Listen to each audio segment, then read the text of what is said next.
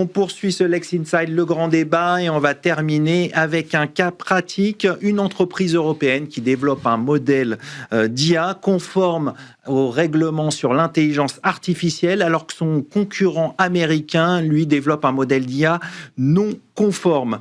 Jean-Denis Combrexel, dans cet exemple, on voit que la conformité européenne peut ralentir l'innovation. Est-ce que l'Europe doit trouver un équilibre entre protection, sécurité juridique et rapidité d'exécution dans l'innovation ? Oui, la question, c'est la rapidité. La vraie question, c'est-à-dire comme une des principales questions, c'est la rapidité, parce que je pense qu'en matière juridique, un des points les plus intéressants, c'est le temps. Et je pense qu'il y a des discordances dans le temps. Donc il y a le temps du droit, puis il y a le temps de l'entreprise. Et le temps de l'entreprise peut être parfois un temps extrêmement court, alors que le temps du droit, Emmanuel parlait des procédures, dumping et autres. Et donc, il faut arriver à faire en sorte qu'on ait des procédures. Comme moi, je me souviens, pour le Covid, ça n'a rien à voir, mais enfin, c'était un peu ça aussi le sujet. C'est-à-dire qu'il faut qu'il y a des situations qui exigent que le droit soit extrêmement rapide.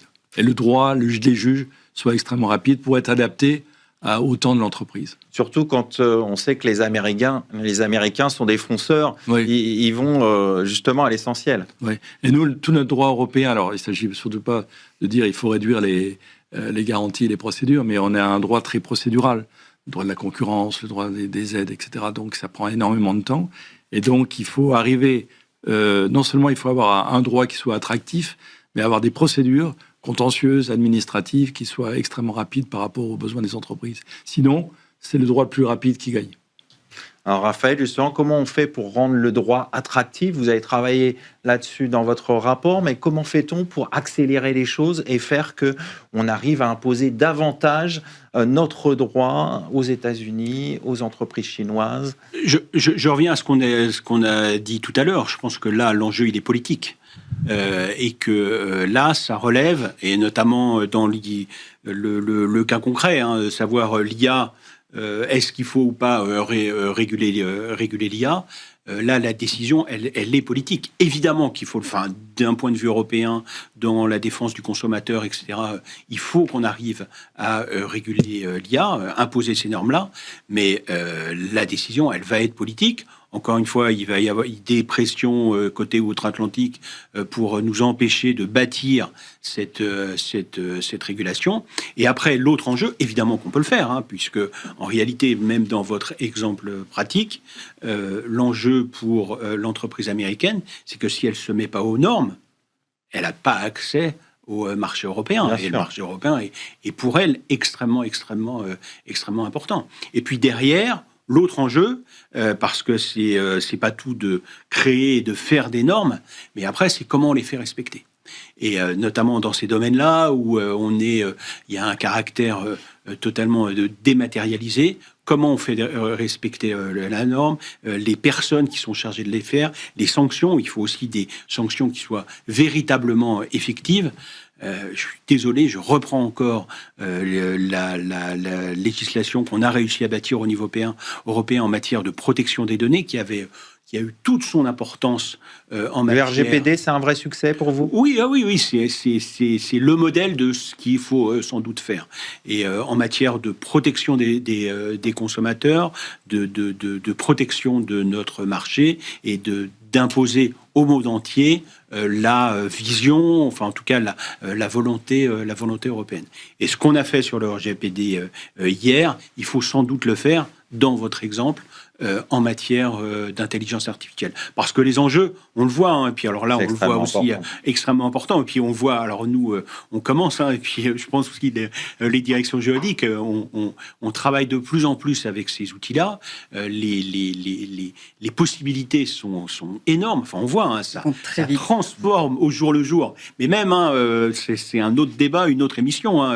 Ce qui se passait, ce qu'on fait aujourd'hui, il y a 3 mois, il y a 6 mois, il y a 1 an, c'était différent. Donc, on voit tous les enjeux, mais on voit aussi derrière et c'est pour ça qu'il faut qu'il y ait une régulation, tous les enjeux en matière, enfin nous dans notre métier, mais en matière de protection des secrets, de formation aussi, parce qu'il faut beaucoup de questions derrière ça, sous-jacentes, et qu'il faut qu'il y ait cette régulation, parce qu'il faut accompagner ce mouvement. En tout cas, c'est une...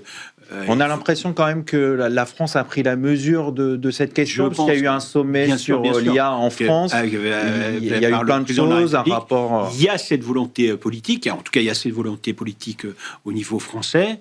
Il faut qu'il y ait aussi au niveau européen, mais oui, il y a... Encore une fois, c'est une question. Je pense que tous les acteurs sur ces enjeux-là ont conscience des enjeux de transformation de l'IA, enfin le tsunami qui arrive, et notamment dans nos métiers du droit, enfin les conséquences que ça va avoir. Et donc, il faut qu'il y ait un accompagnement, et donc il faut qu'il y ait cette régulation au niveau français, mais évidemment au niveau européen. Et il faut qu'on puisse là l'imposer, comme encore une fois, je me répète ce qu'on a fait pour les RGPD, mais il faut qu'on puisse l'imposer en Europe et donc essayer d'avoir des standards. Exactement, et qu'on impose notre modèle à l'ensemble du monde. Et là, il y a un combat culturel entre la version américaine, la volonté et la version européenne. Emmanuel, au niveau de l'entreprise, comment on arbitre justement entre innovation, rapidité et respect du cadre législatif et réglementaire? Comment on fait? C'est là où la direction juridique, finalement, va déployer un peu son savoir-faire.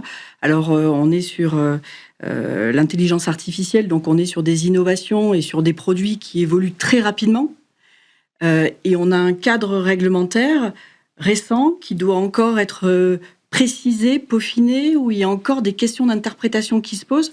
Donc, on est vraiment là sur un sujet où la question de la temporalité... elle est extrêmement importante. Elle est extrêmement importante et pose des difficultés. Et comme disait Raphaël, 6 mois après, ça a changé. 6 mois avant, c'était différent. Alors, notre recette pour ça, au niveau de la direction juridique, c'est finalement d'avoir une approche par les risques, avec le contexte, la règle de droit telle qu'on la comprend à un instant T, et une approche d'amélioration continue. Qui peut être des évolutions, des marches arrière, des marches avant, et des arbitrages qui sont affinés. C'est comme ça qu'on gère un sujet comme celui-ci, mais ça peut être le cas pour d'autres types de sujets. Donc il faut accepter des allers-retours, d'adopter une solution qui sera après à peaufiner, à réajuster. Qui sera peaufinée. Le juriste va essayer de trouver la justesse plus que la perfection. Approche par les risques et approche d'amélioration continue. En tout cas, moi, c'est la méthodologie à laquelle je crois beaucoup dans ce type de situation. Pour finir, Jean-Denis Combrexel, c'est quoi le plus grand défi qui se pose pour vous, pour l'Union européenne, pour essayer de remporter, entre guillemets, cette guerre juridique ? Le point de départ, c'est le rapport Draghi quand même. Donc c'est que la France, l'Union européenne soit en capacité d'être une vraie puissance économique, industrielle, avec le droit qui est derrière. Donc c'est on est, ce que je disais tout à l'heure, on est en plein dans cette problématique. Et puis peut-être que tout ce qu'on vient de dire suppose peut-être une modification du profil des juristes. Pourquoi ? Parce que la formation des juristes, parce qu'on a été, on est tous des générations de juristes qui ont été formés justement une vision assez nationale finalement du droit, assez la notion de perfection. Donc de dire à un juriste, tu manies un instrument qui doit être très rapide, qui doit être adapté, qui est un instrument de pouvoir. Je pense que ça modifie un peu ce qui est quelque chose d'assez passionnant quand même. Tout à fait. Assez passionnant, mais ça veut dire qu'on a une époque charnière. Oui, je pense que parce que je pense que les juristes ont parlé d'intelligence artificielle. Je pense que la profession de juriste telle qu'on la connaît va être très concurrencée par l'intelligence artificielle. Donc il faut donner de nouvelles frontières aux juristes. Et là, cette frontière, le droit est un instrument de pouvoir. Il faut au service d'une certaine idée de l'Union européenne. C'est quand même quelque chose qui change et qui est un défi passionnant, me semble-t-il, pour les jeunes générations. On va conclure là-dessus. Merci à tous les trois. Merci. Merci à vous d'avoir suivi cette émission. Restez curieux et informés. À demain sur Be Smart for Change.